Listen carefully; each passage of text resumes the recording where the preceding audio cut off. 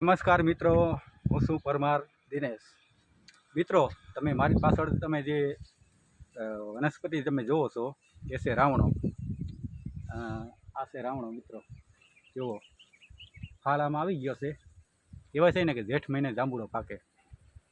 આ છે જાંબુડો અથવા કે રાવણો. જુઓ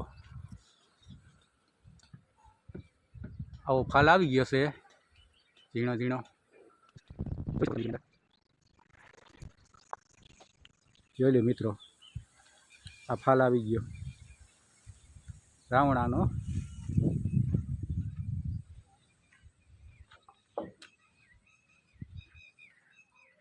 તો તમે આ જાંબુડા, આ રાવણા તમે ખાધા હોય તો કોમેન્ટમાં જણાવતા રહેજો મિત્રો, કેવા લાગે.